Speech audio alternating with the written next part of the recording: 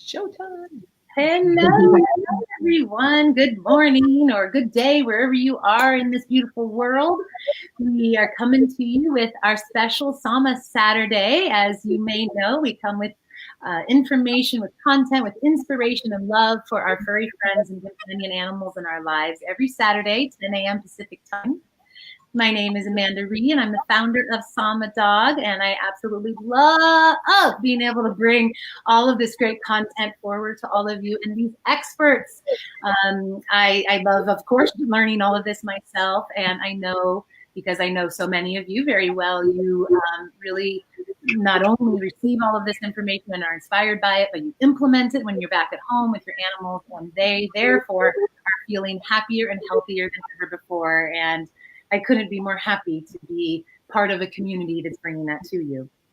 So today we have with us, as we do every second Saturday of the month, the amazing Dr. Katie Kangas, my dear friend and a holistic veterinarian. She has her clinic down in Sorrento Valley in San Diego, Integrative Veterinary Care. Beautiful, beautiful facility. So if you do happen to be in the Southern California or even Southwest region or whatever else, maybe you're up for a road trip, you can always come and see Dr. Katie. And then we also have on the line with us today, Robbin Lynn. Robbin is a CBD specialist for dogs and cats. And that's our topic today, is CBD. And if you don't even know what that is, then great, you're in the right place, because we're going to break it down, take it from the top, and really explain to you this unbelievable plant, magical plant healer, because that's really what it is. It's this powerful force of nature that is able to be brought into ourselves and our animals for profound healing. So it's definitely worth a conversation today. So I'll just turn it on over first to Dr. Kangas to kind of kick us off, and then Robbin will take us through everything, and we'll definitely have time for all your questions. Thank you, Amanda. Can you hear me okay? Yeah. Okay, great. Thank you. It's my pleasure to be here as always, and to team up with Amanda and be of contribution and value for all the information that we can share on things that help our pets and also ourselves. I love the fact that most of the topics we cover cross over to many species, but I'm thrilled to be talking about this topic today because it's really been an incredible asset to my practice and my patients to be able to share information and the tool of using CBD in healthcare. And as a background, in my background with a lot of herbalist, influence in my practice and using many herbs over the decade that I've been doing holistic medicine, I can say that this has really grown into be one of my favorite herbal products to recommend. And it's because of the versatility that CBD offers, or this class. Robbin will talk a little bit more about the encompassing details, but in a nutshell, CBD herb offers so much, or this plant, cannabis plants offer so much versatile benefits that applies to so many needs and so many assets for my patients and even my clients too. So I really like to present it in that manner, that these plants offer many different benefits, including anti-inflammatory, analgesic if there's pain, anti-cancer properties. There's so many benefits, and especially, with any species, but one of my favorite herbs actually to recommend for cats now too, because there's so few things that are safe and work well in cats and that are easy to administer. And there's a lot of herbs that are just fabulous and offer benefit, but could be very difficult to get into a kitty cat. And CBD is a really nice asset for them because it carries a lot of safety, a lot of value, and they only need a tiny amount, and it's generally quite easy to get in to them compared to other herbs. So it's definitely something that I recommend frequently. And now I'm really thrilled to have a connection with Robbin Lynn, who's going to speak to us today, because she has the expertise to now be able to share this with my clients and affect my patients in a much more broad-scoped and comprehensive and knowledgeable manner than I was able to before. So this is a fantastic resource that we get to share with everyone today, and I'm thrilled to have Robbin give us some more information. It's fantastic. And Dr. Kangas, you might want to put in your headset because I could hear you fine, but there's just a little bit of echo. I'm not sure if you guys are hearing that on my end. And I just want to, or on your end rather, I want to welcome our community today, and there's lots of people jumping on with us. This is a hot topic, so I figured we would have some good attendance and hopefully some really good outreach with this. If any of you that are watching now know people in your life that your animals could benefit from this, please just reach down on your screen right now and press that share button and just come right back with us, because this is something that needs to get out there. And because it's so popular and because there's so much buzz about it, there's so much information that it's completely confusing to most people. And that's why I really wanted to do this, was to sort through all of that and help create the clarity from the experts that can really be our trusted source. So I want to welcome Donna onto the line. Oh yeah, Donna's hearing the echo a little bit. So hopefully we can clear that up here. I'll do the same. Brian, Swati, Donna's with us. So they're loving this session and the content that's coming through. So thank you all again for being here. So let's turn it over to Robbin. If Robbin, you'll kick us off by first telling us, how did you get into all of this? How did you become the CBD goddess? And tell us more of where this is, how it's all coming together for you. Well, Amanda, that's a really high title, and I appreciate that. There's a lot happening in that world. So my background is technology, actually, and I did a handful of startups here in San Diego County in my career. And about 10 years ago, my husband formed a Prop 215 collective, which was a cannabis collective under the law at that time.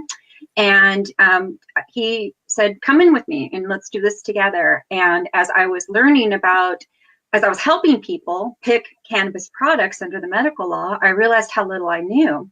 So I immersed myself in reading every piece of literature, every book that was available, which back then was very few, but there was a lot of research in the PubMed database, and just started talking to doctors and nurses and people in the industry who had been doing this a long time, and really beginning to understand the physiology of this plant and the magic of this plant, and having my own journey as well. And so through the years, about 8 years ago, CBD was first introduced, mainstream, and we couldn't give it away. And people would bring it back and say it's not working because they were looking for that intoxication. And tinctures started to come around. There was a handful of companies that were making CBD tinctures. And before we knew it, our business went from selling primarily dry herb to tinctures and edibles and topicals and products that were non-smokable. And so it was an interesting evolution. And today there's so much happening in the world of CBD. And it's very, like Amanda, you said, it's very confusing. So what I'd like to do is kind of share, I like to always share a little bit of basis of some definitions, and then share a little bit of history. So ready for that now? Yes. So I'm very passionate about cannabis and how it helps us and our animals. As you'll hear from me, I have thousands of stories, including success with my own dogs. And so again, I want to define what is cannabis. So we use this word hemp, weed, pot, Mary Jane, ganja, all interchangeably. But the cannabis plant is the true name of this plant. Okay. And while the word hemp is used interchangeably, there are different types of hemp. So I want to hopefully make sure you walk away not confused about that. So cannabis is made up of hundreds of compounds, and it includes the two most talked about, which is CBD today and also THC. CBD is not a new discovery. It's been around a very long time. It's part of the plant, every plant that's grown. It's gained a lot of global attention over the past years. And it has a lot of therapeutic properties, including being analgesic and anti-inflammatory. It also is a non-psychoactive compound, so it doesn't cause the intoxication. So people are a little more at ease with this cannabinoid. CBD can be derived from any of the cannabis plants. Historically, Prior to 1937, many of you might not know this, but cannabis was widely prescribed in both the medical for people and for animals in the veterinary world. The plant was made illegal, not for reasons of safety or that it was a dangerous drug, but really it was made illegal for greed, politics, and racism. I encourage you to go read the Marijuana Tax Act of 1937 if you haven't, to truly understand why this plant was prohibited. Today, of course, that's all changed. We have 10 states that have adult use laws in place. We have more than 30 states, I've lost track, that have some sort of medical law in place. And most of those are, a lot of them are allowing CBD only, for example. And we only have 3 states that are enforcing full prohibition. Until late last year, veterinarians couldn't even talk about cannabis or CBD with their patients. It was illegal. The governor signed a bill that made it okay to talk about it, but they still have to get the guidelines in place that allow them to figure out how to, what are the guidelines that are going to be adopted under which the veterinarians can talk about it. So for those of you who have asked your veterinarian, that's the reason why maybe they're not talking about it. Which is also why I'm very excited to be working with Dr. Katie, because she's able to suggest it, and then I'm able to bring my decade of experience in using this product on both people and humans, and help people find the best practice and the best approach to using it. It's definitely a journey when you use CBD or cannabis products. There's no one size fits all. And so starting your journey with accurate information and best practices will really help take some of the guesswork out of that equation. And I just want to emphasize that, you know, before you choose to use any cannabis product, whether it's CBD only with no THC or a product that you bought at a dispensary, always make sure that you inform your veterinarian. It's really important that that relationship is clear. If you have a vet that doesn't agree with you or snickers at your choice, you know, I strongly encourage you to find a veterinarian that's friendly, like Dr. Katie, who will have that discussion with you and be open with you. Cannabis isn't a magic pill. It doesn't work for everybody. And that applies to animals as well. But when it does work, like Amanda said, it's very magical. And selecting the right product is an important first step to getting the best results.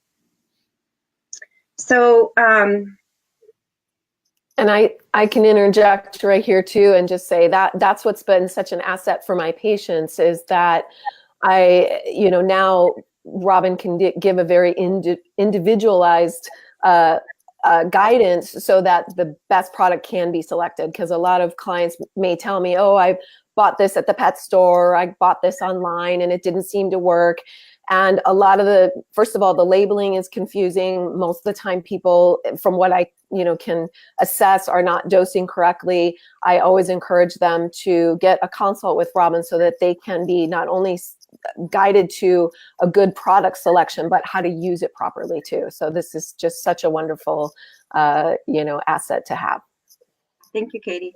And that's a great segue into the discussion between hemp oil and CBD oil, because hemp oil does not equate to CBD oil. So you go online and you look at products, or you walk into a store and you look at products, and you might see CBD oil on the label, you might see hemp oil on the label. What does that mean? So hemp oil is derived from the seed, the stalk, and the leaves of primarily the industrial hemp plant, but sometimes the cannabis plant.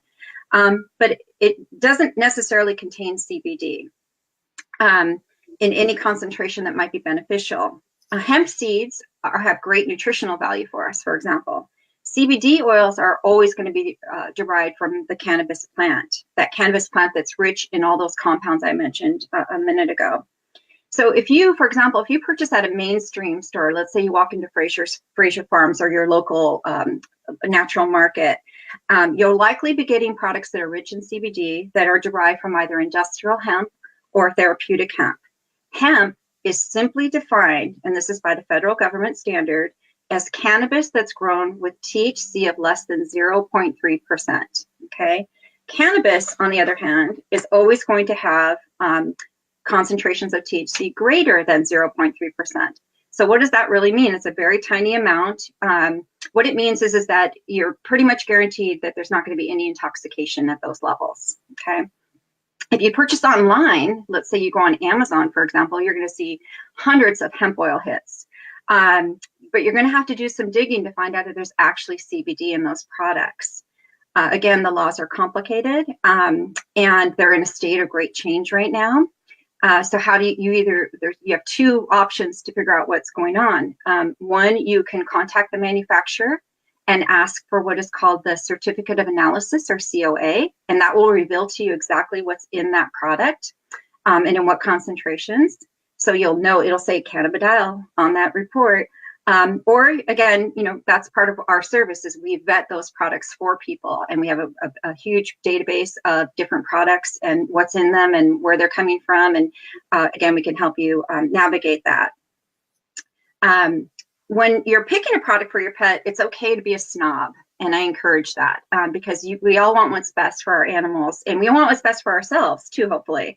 So beware of suppliers with too much hype or making broad claims of cures. Again, cannabis isn't a cure necessarily for anything. Nothing's been proven yet, but we see a lot of good results. Okay, again, it's an herbal remedy. Okay. For pets, I always recommend tinctures over any other. Definitely don't blow smoke in your animals' faces. Tinctures are the easiest to administer over, say, even an edible product, and you know exactly what you're getting. You always want to pick a product that does not contain any extra ingredients. You don't want flavorings. You don't want essential oils, because not all animals can handle certain types of oils. You want to make sure there's no chemical preservatives. The best CBD products have two ingredients. They have the CBD extract and they have the carrier oil, which might be coconut, olive, or even hemp seed oil. Okay, sometimes, and we're even seeing avocado oil now as a carrier in some cases. And then once you've decided, oh, I'm sorry, I'm going to back up a second. If you and your vet agree that THC, a little more THC, is better for your animal, and there's a lot of cases when this can be the case, because THC does help to better activate the CBD and all those other wonderful cannabinoids and flavonoids and terpenes in the plant. Again, make sure that you have your veterinarian's approval on that, and always pick a product that has a low concentration of THC. Don't necessarily take the product you're using for yourself and use it on your animal. If you're administering THC in the right amounts, your animal should not experience any sort of intoxicating effects. And so once you've decided what you're going to do and how you're going to do it, now the next trip is to figure out how to give it, right? And that's the number one question we get. How much do I give? Again, I can't emphasize that one size doesn't fit all, and that goes for people. So here's some quick tips that I'm going to give you. Always give the smallest amount and monitor your pet closely. The cannabis industry has adopted a very wise mantra: go slow and go low. All right. So this means that we're going to take small amounts and we're going to titrate slowly. When you first try a new product, always give it to your pet when you're home. Don't administer a dose and then go to work for 8 hours or go take a nap or go to sleep. You want to monitor your animal and make sure that there's no negative effects. And you also want to monitor for those positive effects. How fast is this working? And are we seeing those results quickly, or is it going to take a little longer? Always give it to your pet directly in the mouth if you can, if your pet will tolerate that. And if that's a struggle because you don't want to cause any more stress, if there's if your animal's already not in good shape, put a tiny amount on their favorite treat, or put it in a dish with a small amount of food and make sure they eat the whole amount so that they're getting the full dose. It really doesn't matter if it's an empty stomach or a full stomach when it comes to animals. The trick is getting it in. Katie mentioned cats. Cats can often be very uncooperative. And a trick is to put a little bit of the tincture on your finger and rub it gently into the ear. There's a lot of blood vessels in there, and it'll absorb into their system. Obviously, don't make sure that no oil drops into the canal when you do that. Another great way to use tinctures is topically. So let's say you have an animal with a skin condition, a rash, a psoriasis, an itch that just won't go away. You can put a little bit again on your fingers, rub it in that area, or even if there's arthritis in the hips and the legs, you can take a little bit and massage your animal with it. And do that as well as an oral administration, kind of attacking it from two ways. And that tends to help a lot as well. The number one piece of advice is be patient. Cannabinoid therapies don't always work immediately, again, on people or animals. I see the best results when people are using CBD consistently for 7 to 14 days. So let's say you have a dog that has chronic pain. Let's say it's an older dog with arthritis. If you give him or her, a set dose for 7 to 14 days, that's when you're going to see the best result.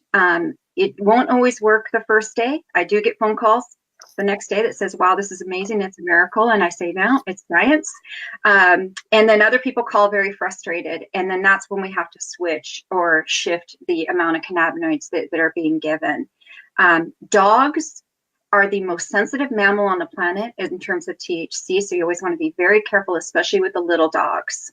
So again, suggested dosing is going to vary based on what it's being used for, what's the weight of your animal, what other pharma or supplements is your animal using, what's your overall experience in using cannabinoids with your pet and even yourself. So those are some of my suggestions. You can follow the advice on the product label, or you can contact me and I'm more than happy to help you out. We've seen some great results over the years, and we hope to see you all be next on the list. I can speak to too. I've seen incredible results, and sometimes it's a matter of discussing with the pet parent as to whether or not they're using products that are quality products, or if they're using them appropriately at appropriate doses.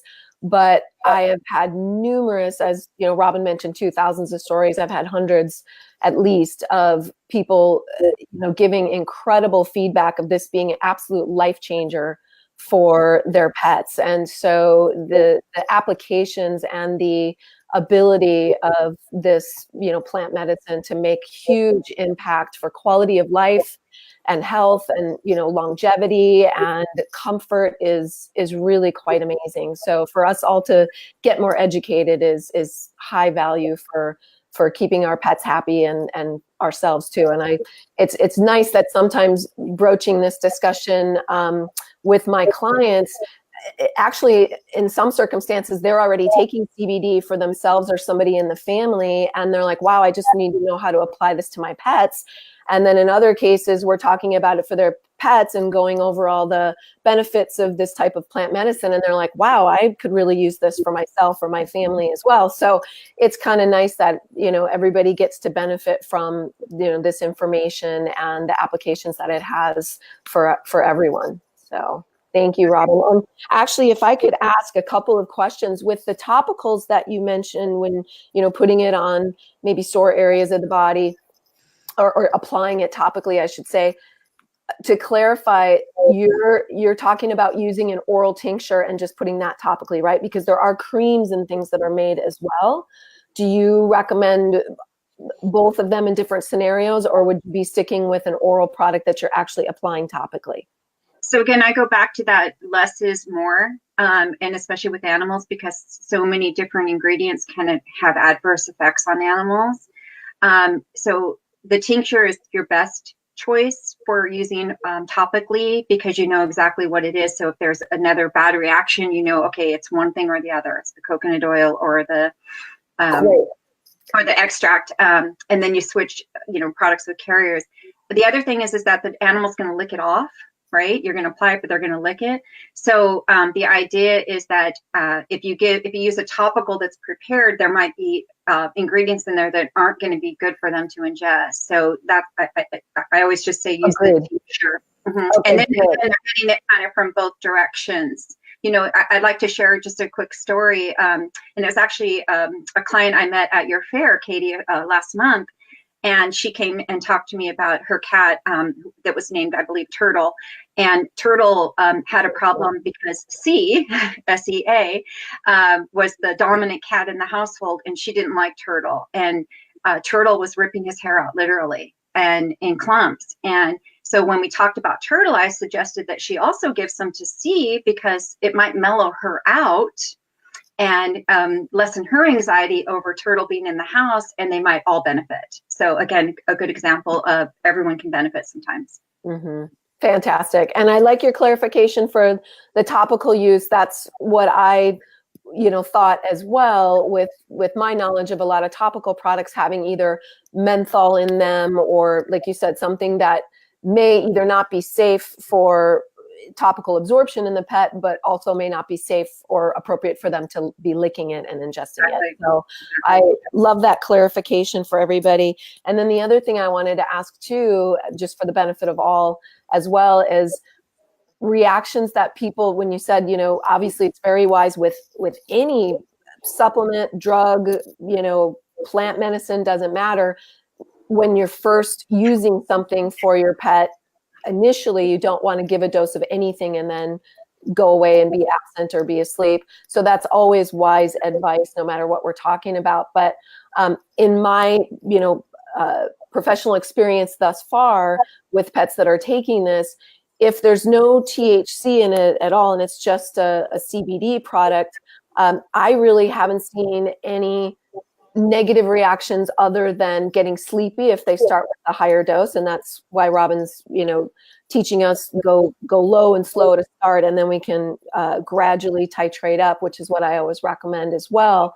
But in general, I tell people, what I would be looking for is, mainly like a sleepier effect. But maybe you can clarify the difference too. And I will say also that there's just been a few cases, maybe in the hundreds of pets that I've worked with that have been on these, that have been on different CBD and cannabis products. I've had maybe 3 feedbacks or 4 where people said it seemed to actually make them more jittery or more agitated or more anxious, and we're always expecting the opposite effect from a CBD or a cannabis product. So maybe Robbin, you could speak to that a little bit too. Yeah, definitely. Let me talk to that person. I'll come back to the negatives and the positives. So CBD is generally speaking classified as an anti-anxietant. It has a calming effect on humans and animals. And the reason is that we have what is called an endocannabinoid system, and all mammals on the planet, from the tiniest mouse to the biggest whale, have this system. And how the cannabinoids interact with our endocannabinoid system dictates what it does to us. There is a small percentage of people, and I've witnessed this in people and as also in animals, that it does the opposite. So if you give your animal CBD and their anxiety is worsened, you're probably going to want to back down from that, because they're going to be in that small percentage that it doesn't work. Same thing again with humans. There is another cannabinoid, which is known as THCA, and THCA is THC in its acid form, which means it hasn't been heated, it hasn't been activated, and in that form, it's non-psychoactive. So generally speaking, right now, again, we have a lot to learn when it comes to animals because we've lost 80 years of research and data. But that tends to be a good option for a lot of people when the CBD just doesn't work. When you're monitoring your animal, you're going to be looking for a few things. You're going to be looking for those positives. You're going to be looking for those negatives, and you're going to be looking for what I call residual effects. So negatives would be things like increased lethargy, sleepiness, thirst. If your pet becomes wobbly or unstable, that's usually a sign of too much. And we generally see that with THC, not so much with CBD. CBD is inherently not sedative. However, for some, it can cause a deep relaxation, and that can be confused with sedation. So again, you just want to watch for that. And if you find that your animal is exhibiting these types of negative responses, you just want to back down on that dose. The positive things you want to look for is, and I love this term, and I experienced this with my own dog, she became more puppy-like at 14 years old, okay? So we're looking for that. Is their activity increased? Is their pain lessened? How do we know? They can't tell us. We can't ask them, do you feel better today, honey? No. They're going to tell us through moaning, groaning. They're going to tell us through getting up and moving around. They're going to tell us through how bright their eyes are. They're going to tell us through how strong their tail's wagging. They're going to tell us through their appetite, right? And all those things make us really happy when we think our dog's on their last legs, and all of a sudden, oh my gosh, she's moving around. Look, she's outside on her own. This is great, right? So that's the positive signs that you're always looking for. And then the residual effects are the happy results that you don't think about. So if, let's say, your dog is in pain and you're giving cannabidiol or CBD for pain, and then you also notice that he itches less, that's a positive residual effect. So somehow that activation of that endocannabinoid system is helping to recalibrate his body and his system, and whatever's causing that itch, maybe it's an inflammatory response, and that CBD is anti-inflammatory, so it's bringing that inflammation down too. So sometimes we get these surprise results, which again, I call the residual results. Did that answer your question, Katie? Yeah, and that's fantastic. Thank you. It did. So. Yeah, it's such great information. I mean, it really helps so many people on so many levels to sort through the information. As you're speaking, Robbin, and you too, Katie, I was thinking about how many animals, including my own, Graham, would have been on pharmaceuticals that have, of course, their array of side effects and expense and detriment to his body, that now we've been able to replace those with CBD.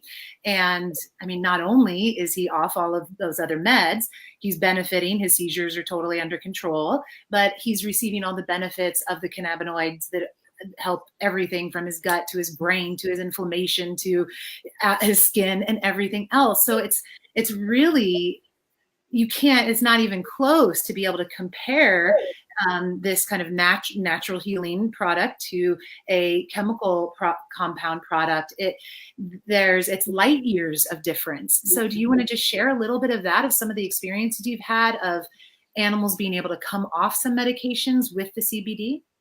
Oh, I've had tremendous number of experiences with that. And that's what's so exciting is like I said, the versatility. I'm not aware of another herb or certainly a conventional, chemical medication that covers as many bases and does as many things for the body as cannabis plants or CBD. And I've seen numerous pets benefit in so many ways and come off of medications. I've had a lot of pets come to me on multiple medications for either anti-inflammatory or pain. And when they appropriately use a CBD, or a cannabis product, we're able to get better results for the pet and have them go off medication. And then sometimes even removing a medication from the system has enormous benefits in and of itself. So, the exponential applications that can occur with this is really remarkable. And maybe I can ask Robbin too to speak to the uses for THC.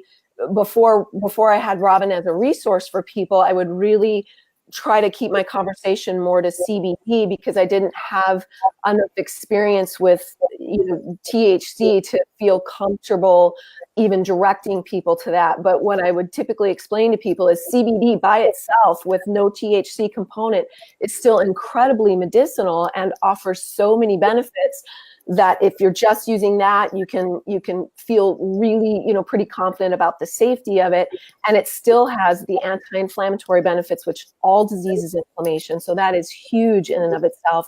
It's got the mood support, the anti-anxiety, it's got the anti-seizure, anti-cancer. I even use CBD for skin. Robbin mentioned that. It wasn't something that I originally thought that would really make an impact for pets with allergies and itchy skin, which is such a common problem. And it really does.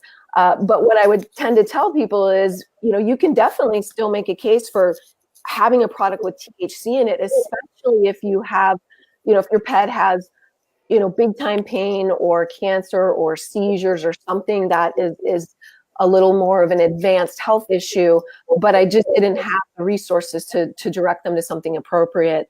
And so I don't know if Robbin wants to shed any guidance on, are there certain situations health-wise or certain types of animal patients where you would be directing people more towards a product that has the combo, or is that really individualized for every situation?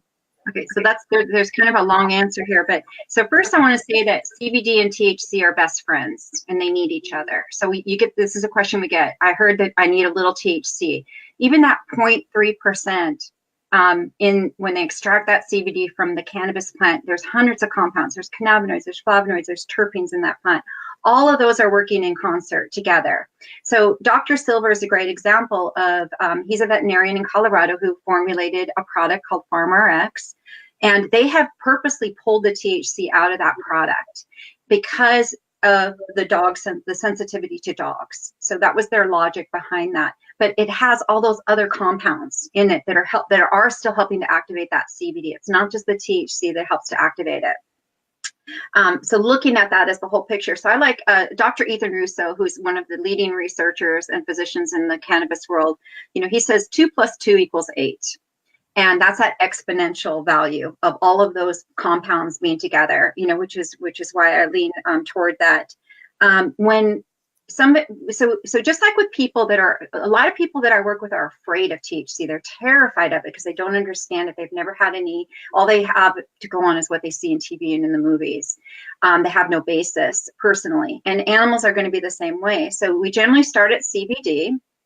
And then depending on the comfort zone of the person and the pet owner or the pet parent, you know, here, you know, we work together to decide what might work best. So if CBD is not working, a great step is to go to THCA, which again is non-psychoactive, a little harder to find right now in this legal marketplace, but things are changing again. And then if that's not enough, then go into the THC. And again, just making sure that we're giving very small doses. We call it microdosing. And just like with people, we have to titrate. We have to start at this amount and then we work up based on what kind of results are we getting. And one of the examples I'll give you is my own dog, Pika. And Pika was 14. She was a American pit. And she had hip dysplasia and she had polyp cancer tumors on her lungs, and they were pushing on her lungs to where she could barely breathe. This labored breathing nonstop. And she was just miserable. And we weren't afraid because we knew. So we gave her a 1-to-1 ratio out the gate. And for the first night and weeks when we tried this, the breathing was less laborious, right? And then again, the residual result was all of a sudden she started moving around. We thought she had weeks to live. She lived 11 very good quality months, and we were lucky. Not all results are the same for everyone. But I do see this in animals. I do see an extension of life, and it's really the comfort zone of the pet parent. And what works. I generally tend to shy away from THC with little dogs, because it's harder to get that microdose. It can be done. Bigger dogs, I'm a little more aggressive. And, you know, especially when it's about quality of life, you know, it can't hurt is my philosophy. But the person has to be comfortable in their decision and comfortable in giving that product. Okay. Would you say as a general rule with pet, because I do a lot of cancer support, you know, in my practice, would you say as a general rule, Robbin, or is it overspeaking to say that anybody who has cancer would benefit more from a product that has the combo in them? Well, I like to say that they would benefit from the combo. And again, it's really just like animals and people here, it's really dependent on what kind of result you get. And it's real easy to start that with that slow amount and go up and watch what happens. And when you get to the point where, we gave a little bit too much, there's ways to mitigate that and help, you know, because cannabis cannot kill you. No one has ever OD'd on cannabinoids. And I'll caveat that with people have gotten extremely intoxicated and done stupid things and have died as a result. But the way cannabinoids work in our system, it cannot shut down our respiratory. It cannot shut down our pulmonary system. You hear about animals overdosing. Usually it's a combination of maybe they got into somebody's chocolate bar and this would be a great place to say, if you're using cannabis products for yourself, always keep them out of reach of your pets and your children. Treat it just like any other medicine. Put it up high in the cabinet. So it really depends on the animal, Katie. It's not a one size fits all. Okay, perfect. But my personal experience is I tend to be more. I'll say it like this: if it was my dog, this is what I would do. If it was my grandma, this is what I would do. And then people can make their choice from there. Perfect. And can I clarify too? Because actually, I had not heard the tidbit that you gave us before. Is THC actually, or should I say, dogs are actually more sensitive to THC than cats? That's what the literature is telling us right now, is that the dogs are the most sensitive, and that has to do with the CB. So we have cannabinoid receptors all throughout our body, and dogs happen to have the most of the CB1 receptor in their brain than any other mammal, and the CB1 receptor is what the THC binds to. So it's kind of like if any of you listening have ever had the experience where you smoked a joint with friends and your friends are having a good time and you're in the corner going, what was in that? Why am I feeling uneasy and paranoid? And it's your body reacting, so you have more CB1 receptors, and it binded, and it did a negative effect on you versus a positive effect. Okay. And so dogs have more of a propensity to have that situation with more receptors. That's our understanding right now from the literature, yes. Okay, great.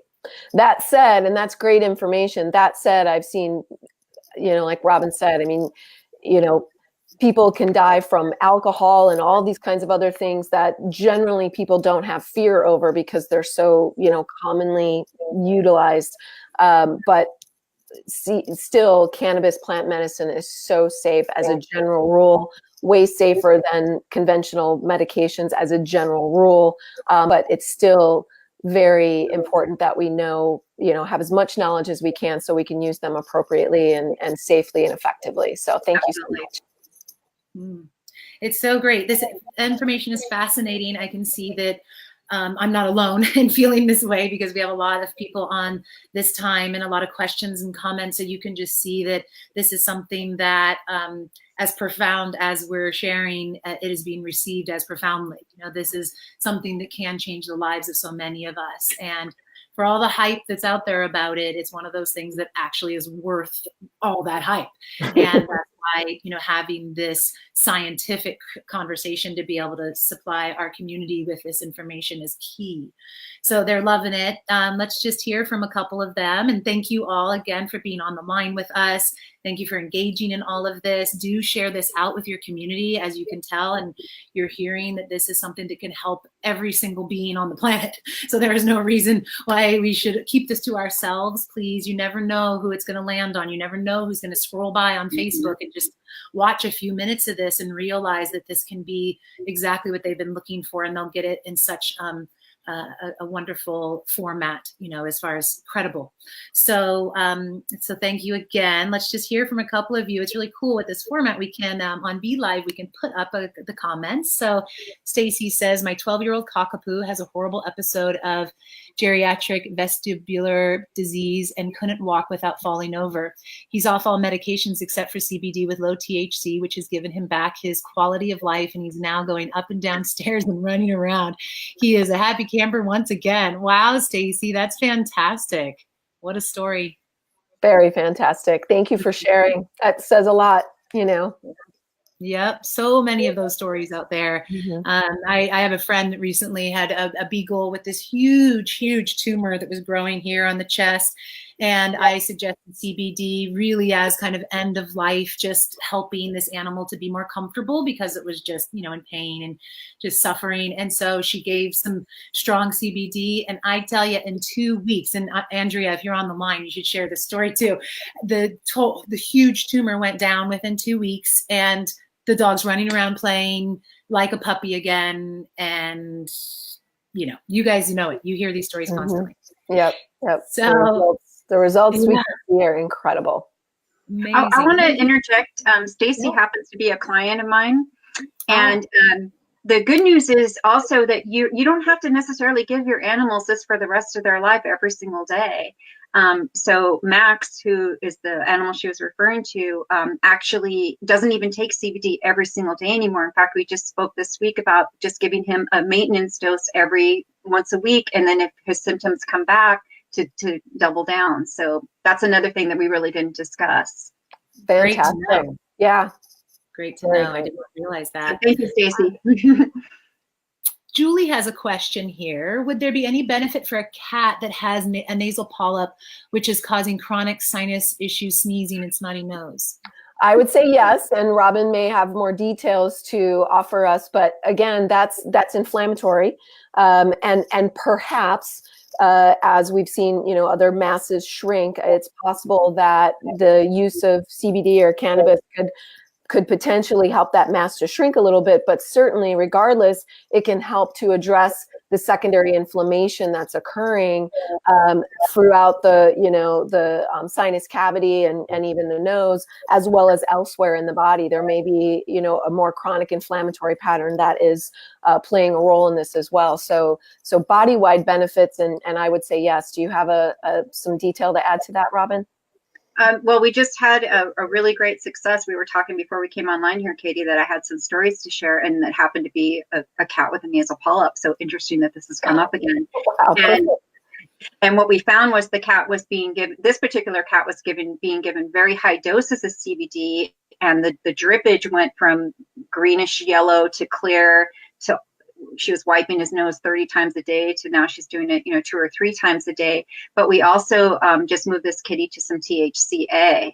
So and then that really made all the difference. So went from a product with 0 THC, where she was giving high doses, to a product with a lot less, so that we didn't have to give the kitty as much oil. And then adding that THCA has really made a big difference. So that's fantastic. In patients like that kitty, and perhaps, I don't know if you can speak in the majority of patients, are you generally seeing good results from dosing once a day versus twice a day? I generally have been recommending for people to graduate up to twice a day, but is that a good general rule, or not always the case? So again, it's really individualized. It depends on what it is that we're looking to do. So I use the philosophy of this. Think of, if you're using this for pain or anxiety for your pet, think of it like if you had a headache and you took an Advil, and then 3-4 hours later, the effects of the Advil wore off and the headache came back. Would you choose to take another Advil, or are you going to endure the pain a little bit longer until it subsides on its own? So if you watch your animal early in the day and you give them a dose, and you're seeing positive effects, but come 3-4 o'clock, you're starting to hear the whimpering again. You're starting to, see the dog, have a little bit more anxiety. Go ahead and give another small dose, So it really it is dependent on, there's so many variables that, again, I can't give a one size fits all. But my general philosophy is, build up, get to the point where the result, the optimal dose is the maximum result with the least amount of product. Get to the point where, okay, we're steady. And then I actually encourage people to start to titrate down and decide, are you still getting the same results? Because if you are, and Max was a great example, where he was able to titrate down and we're still managing. And the reason for this is cannabinoids are heavy and they stay in our body a long time. So they're still it's not wasted. They're still going to work for us. So again, a very, vague answer, because it's not one size fits all. That's perfect. That's what I really wanted to clarify for everyone. So thank you. Well, I would love to share a few words for those who I'm sure are wondering how they can get in touch with you, Robbin, and learn more, and with you, Dr. Kangas. So Dr. Kangas, as I mentioned at the beginning of the show, she has her practice in Sorrento Valley in San Diego. So for anyone that would love to see this phenomenal vet, I highly, highly recommend it. Couldn't recommend it more, really. And then for Robbin Lynn, she has a practice up in Oceanside. And so her company is called the 1 Minute Cannabist. I will put the links below in the comments once we finish up. So 1 Minute Cannabist, you can book a consultation with her, or she does them, she was telling me, over Zoom as well, or even over the phone. So if you're far away, you can't get access, can't drive to Oceanside, totally fine. Just give her a call and she'll still be able to help you out really well. One other thing I wanted to share is that Dr. Katie Kangas is in our course that we have upcoming. So Sama Dog has a course that's starting on March 14th. So just next Thursday is the six pillars of well-being is what we'll move through in the 6 weeks. It's called Total Wellbeing for Dogs. TotalWellbeingForDogs.com is where you will find all the info. Dr. Katie is going to be sharing all of the information on nutrition, canine nutrition, optimum nutrition, and really helping us to take that conversation deeper, and then even bringing it into the doshas a little bit, the body-mind types. So that's just one of the amazing things that you'll learn through this class. We'd love to have you along. We're sharing so much information for living a holistic life with your dog. And again, TotalWellbeingForDogs.com is where you'll find that info. There is special pricing that will end on Sunday, tomorrow night. So just check that out if you're interested. All the details are there. And I wanted to take one final question that came in and just give both of you a chance before we answer that question. Is there anything else that you'd like to share?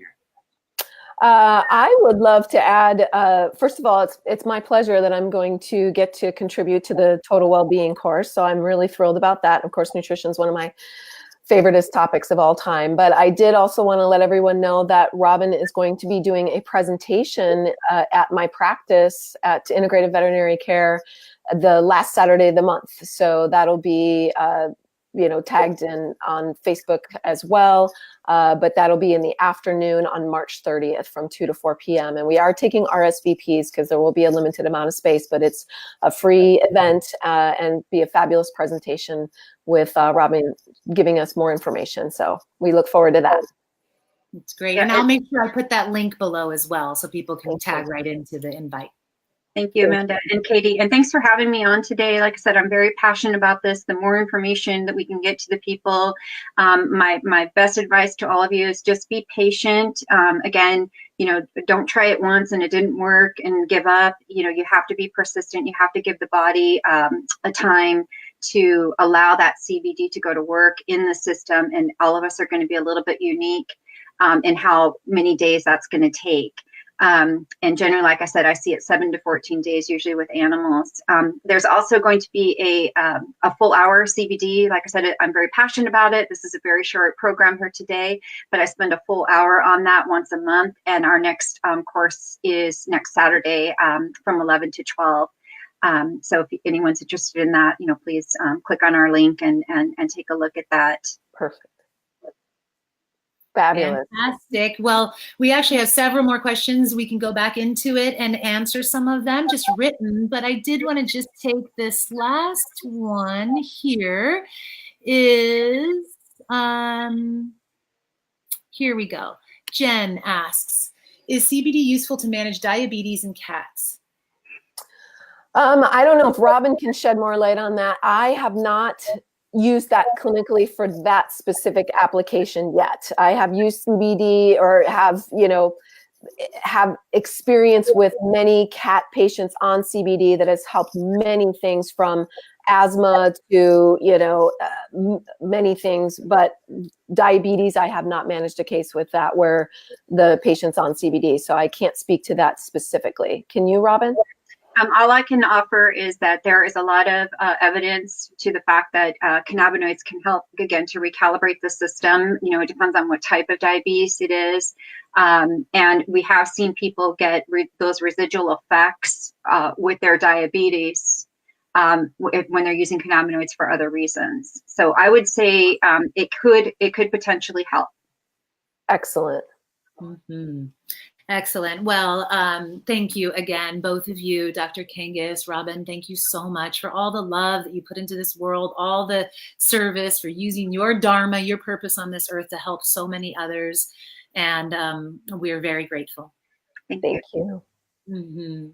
So any other questions that come along, everyone, as you're watching this? Maybe you're watching the recording, you weren't able to catch it live, just write your questions in. We'll keep our eyes on it. Obviously, if I can't answer some of the more specific ones, I'll field it over to the ladies and we'll get you some support. Reach out to either of them or to any of us for our services. And now you have lots more resources to keep learning. So have a wonderful rest of your weekend. Lots of love to all of you and your furry ones. Namaste. Namaste. Thank you. Thank you, Amanda. Thank you, Dr. Katie.